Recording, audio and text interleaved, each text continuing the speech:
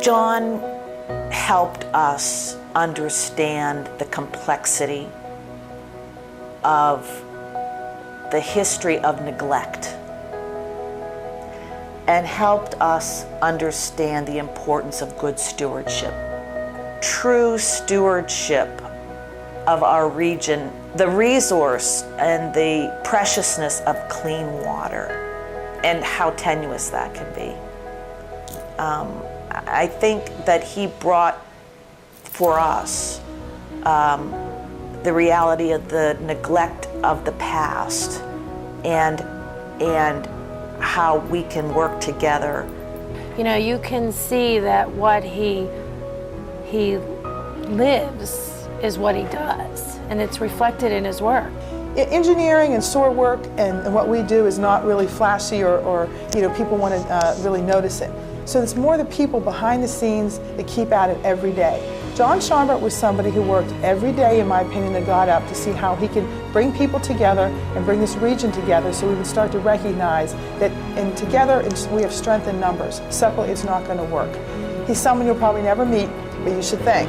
And it speaks to the quality of the environment has improved so much, and that the sewer issue and the overflows and the sewage into which we still face huge problems, but you can see the evidence of the improvements now, what they've done. So you can see what can be even better as we move this forward. The rivers are in many ways our identity as Western Pennsylvanians, as Pittsburghers and Western Pennsylvanians. The rivers have always been a big part of our industrial, of what identifies us, and it's a big part of what we are. So to clean them up and to make them better than they've ever been is something that John can take a lot of pride in. We owe a debt of gratitude and a lot of thanks to John.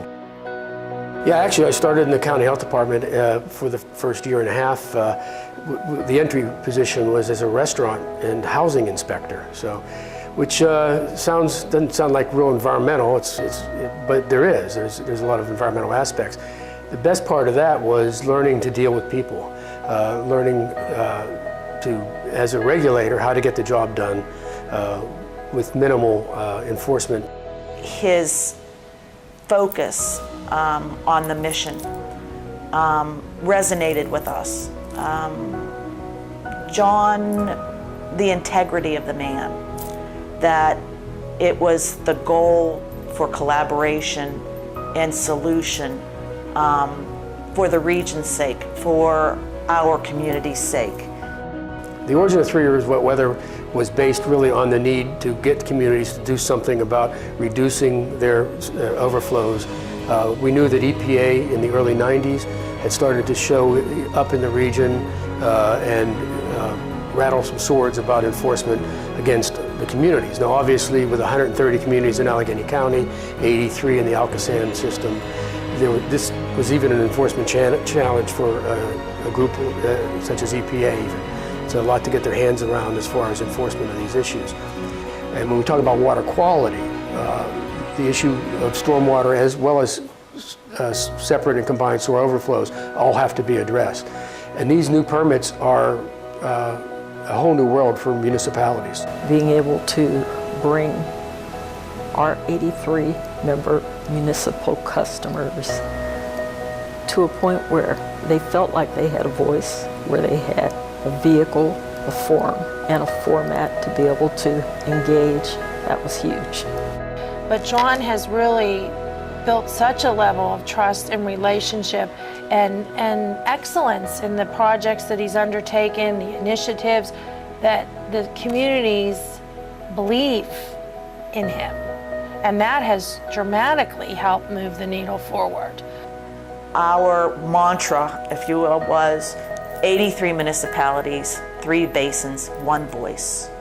And we held to that. I think John, his knowledge, and not only his knowledge, but his ability to communicate it and work with all the different stakeholders. And there are a lot of stakeholders.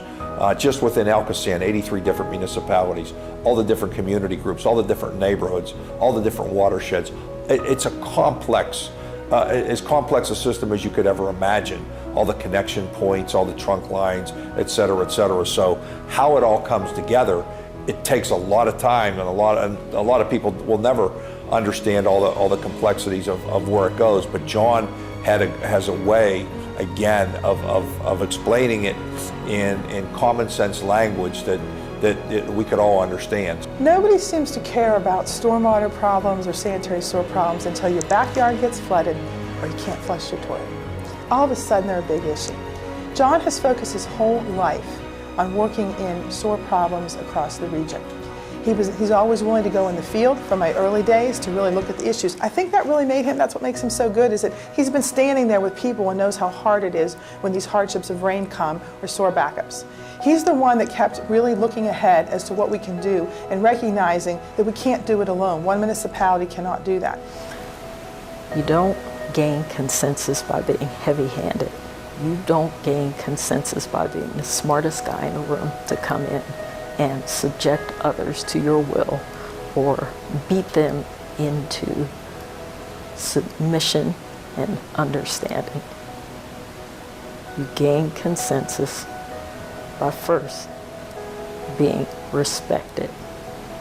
That's part of his nice guy persona, that people respected him first, so they believed they could trust him and believe in what he was saying. After that, just being relentlessly patient and willing to do what it would take to get people to come to the table and participate in the conversation. John brought PWSA, Alcosan, and the municipalities to the table. I think that he got them early on to first recognize that if we didn't discuss together, the agencies were going to go one-on-one and it wasn't going to be a good thing. That didn't really occur, or even people thought about that before, because we were all separate. I think he was able to get people to understand that sewage and stormwater have no boundaries. His genuine belief that the problems and issues with wet weather can be solved through collaboration. The region is now moving forward on regionalization. This is a huge project, and the original municipal consent orders from 2004 didn't really focus communities to work individually, and we had to struggle to keep communities to working together. As we go through this work as we speak and try to clean up different points along the way with green infrastructure, with tightening up the system, with separations on new developments and reconstructed developments, it's John's work that's really helping us get there. We're not going to get there overnight. It's billions of gallons of water that we've got to keep out of the system.